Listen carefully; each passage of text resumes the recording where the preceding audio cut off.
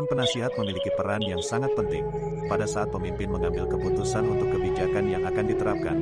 Keterlibatan para penasihatnya menjadi krusial. Diskusi bersama penasihat memungkinkan terbentuknya keputusan yang objektif dan berdampak positif pada kesejahteraan masyarakat. Contohnya, di masa pemerintahan Raden Wijaya, yang juga dikenal sebagai Kertarajasa Jayawardana, tahun 1293 sampai tahun 1309, pendirian kerajaan Majapahit tidaklah mudah. Raden Wijaya bersama para manggala kerajaan bekerja keras untuk memperjuangkan kebesaran Majapahit. Raden Wijaya dikelilingi oleh sejumlah penasihat terkemuka, seperti Lembu Sora, Kebo Anabrang, Ranggalawe, Nambi, Kanuragan, Gajah Mada, Dia Halayuda, dan lainnya. Dalam naskah Paraton dan Kidung Sorandaka, Dia Halayuda dikenal sebagai Mahapati, yang secara harfiah berarti penguasa besar. Gelar Mahapati adalah julukan yang mencerminkan sifat licik Dia Halayuda. Dia Halayuda berasal dari keluarga bangsawan, yang tercermin dari penggunaan gelar Dia pada zamannya, setara dengan gelar Raden pada zaman berikutnya. Seperti halnya perubahan nama dari Dia Wijaya menjadi Raden Wijaya dalam naskah Paraton pada abad ke-16. Gelar tersebut mencerminkan evolusi budaya dan politik pada masa itu. Pentingnya peran penasihat dalam pemerintahan, seperti yang terjadi pada masa Raden Wijaya di Kerajaan Majapahit, menggambarkan bahwa kerjasama antara pemimpin dan penasihat adalah kunci untuk mencapai keputusan yang bijaksana dan berdampak positif bagi masyarakat. Dengan demikian, sejarah seperti ini menjadi inspirasi bagi pemerintahan modern untuk memahami pentingnya mendengarkan dan melibatkan para penasihat dalam proses pengambilan keputusan. Dalam era kepemimpinan Raden Wijaya, Dia Halayuda menjadi sosok yang tidak hanya ambisius, tetapi juga gemar merancang intrik dan adu domba guna mencapai posisi Mahapati di Kerajaan Majapahit. Awalnya, Dia Halayuda melakukan tindakan licik ketika Nambi diangkat sebagai pati di Majapahit. Ia berhasil menghasut Ranggalawe untuk menolak pengangkatan Nambi, sementara pada saat yang sama juga memanipulasi Nambi untuk melawan tindakan Ranggalawe. Kebijakan adu domba ini kemudian memicu perang saudara yang berakibat fatal, di mana Ranggalawe tewas tragis di Sungai Tambak Beras, dibunuh oleh Kebo Anabrang. Melihat kematian Ranggalawe, Lembu Sora, keponakan Ranggalawe, balas membunuh Kebo Anabrang sebagai pembalasan. Dia Halayuda kembali beraksi pada tahun 1300-an. Kali ini menghasut Mahisa Taruna untuk menuntut Lembu Sora di pengadilan atas kematian ayahnya. Namun, karena jasa besar Lembu Sora terhadap kerajaan Majapahit, ia hanya dihukum diusir dari Majapahit. Dia Halayuda tidak berhenti di situ. Setelah kejadian itu, ia kembali memanfaatkan situasi untuk menghasut Lembu Sora agar meminta hukuman mati sebagai bentuk penghinaan bagi manggala yang dianggap melanggar norma. Ironisnya, Dia Halayuda justru menjebak Lembu Sora saat ia berusaha meminta hukuman mati dengan tuduhan telah menerobos halaman istana. Lembu Sora pun tewas di tangan pengawal istana.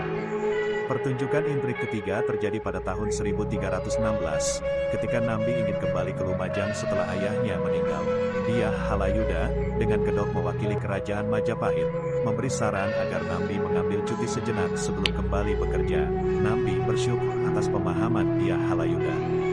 Namun, informasi yang diberikan Dia Halayuda kepada Raja Majapahit, Jayanegara, berbeda. Dia Halayuda melaporkan bahwa Nambi menolak kembali ke Majapahit dan sedang merencanakan pemberontakan dengan mengumpulkan pasukan.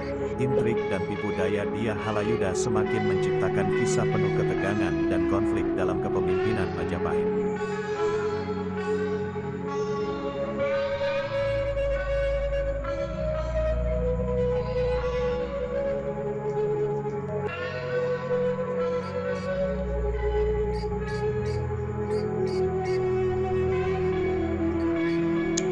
Tokoh Mahapati, yang hanya terdapat dalam naskah Pararaton dan Kidung Sorandaka, menjadi sosok misterius dalam sejarah kerajaan Majapahit.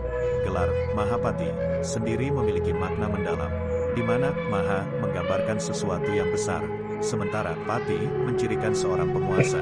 Dengan kata lain, Mahapati menjadi simbol seseorang yang memiliki ambisi besar untuk memegang kekuasaan, sebuah nama julukan yang mencerminkan karakternya. Namun, keberadaan nama Mahapati tidak tercatat dalam prasasti apapun, menimbulkan dugaan bahwa nama ini mungkin merupakan kreasi pengarang Pararaton. Bahkan dalam Nagara Kertagama, dokumen sejarah kerajaan Majapahit, kematian Nambi hanya disinggung singkat tanpa memberikan penjelasan mendalam. Cerita dalam Pararaton menceritakan bahwa Mahapati naik menjadi pati setelah kematian Nambi pada tahun 1316. Sejarawan Slamet Muljana berspekulasi bahwa Mahapati sebenarnya adalah Dia Halayuda, yang disebut dalam prasasti Sidateka tahun 1323 sebagai Patih Majapahit. Jika asumsi Slamet Muljana benar, Mahapati alias Halayuda bukanlah figur biasa, melainkan berasal dari keluarga bangsawan. Gelar Dia yang dipakainya setara dengan Raden pada zaman berikutnya. Sebagai perbandingan, pendiri Majapahit dalam Nagara Kertagama disebut Dia Wijaya, sedangkan Pararaton menyebutnya Raden Wijaya. Sementara itu, Nambi dan Sora, yang hanya bergelar Empu dalam prasasti Sukamreta, ternyata tidak berasal dari golongan bangsawan. Dengan demikian, terungkap alasan mengapa Halayuda merasa tersingkir ketika Nambi dan Sora, yang bukan bagian dari keluarga bangsawan, mendapatkan posisi tinggi sebagai Patih Majapahit dan Patih Daha. Kecemburuan ini mendorongnya untuk melancarkan serangkaian fitnah dan adu domba, mengakibatkan para pahlawan pendiri kerajaan secara bertahap terpinggirkan. Pengarang Pararaton mungkin tidak mengetahui nama asli tokoh licik yang menyisikan Ranggalawe, Sora, dan Nambi, sehingga menamainya dengan Mahapati. Dengan makna harfiah, Mahapati bisa diartikan sebagai orang yang menyebabkan kematian yang besar, atau penyebab matinya orang-orang besar. Sebuah interpretasi unik yang memberikan warna pada kisah kompleks di balik permainan kekuasaan di Kerajaan Majapahit.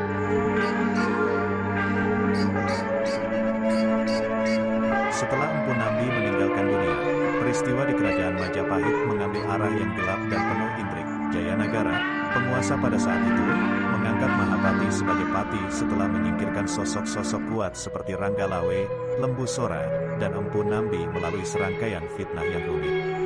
Mahapati, mirip dengan Sengkuni yang menjadi patih di Hastinapura, menggunakan kekuasaannya dengan cara yang licik dan mengejutkan. Namun, keberhasilannya berujung tragis ketika kejahatannya terungkap. Di depan kebenaran yang terbongkar, Mahapati dijatuhkan dari jabatannya sebagai patih secara paksa. Tak hanya itu, nasibnya mencapai puncak kehancuran saat ia dihukum mati dengan cara yang sangat tidak manusiawi, cineleng-celeng, di mana tubuhnya dicabik-cabik seolah seperti seekor celeng oleh bekel Jaka Mada, yang juga dikenal sebagai Gajah Mada. Kisah tragis Mahapati membuka pintu kebangkitan bagi seorang pahlawan baru, Aryatada, yang diangkat oleh Jayanagara sebagai Patih Majapahit setelah kejadian tersebut. Peristiwa ini menjadi poin penting dalam perjalanan Kerajaan Majapahit, di mana kepemimpinan yang penuh intrik digantikan oleh tangan yang lebih teguh dan adil. Dalam permainan politik dan kekuasaan, Mahapati menjadi pelajaran bahwa kebohongan dan intrik bisa membawa akhir yang kelam. Hukuman tragis yang diterimanya menunjukkan bahwa keadilan pada akhirnya akan muncul, meskipun melibatkan pengorbanan besar. Dengan demikian, peristiwa ini tidak hanya mencerminkan kejatuhan seorang pemimpin yang licik, tetapi juga menggambarkan perubahan dalam dinamika kekuasaan Majapahit yang membuka pintu bagi tangan yang lebih adil dan teguh dalam sosok Aryatada. Tulis di kolom komentar ya. Jangan lupa like, share, and subscribe. Please, please, please.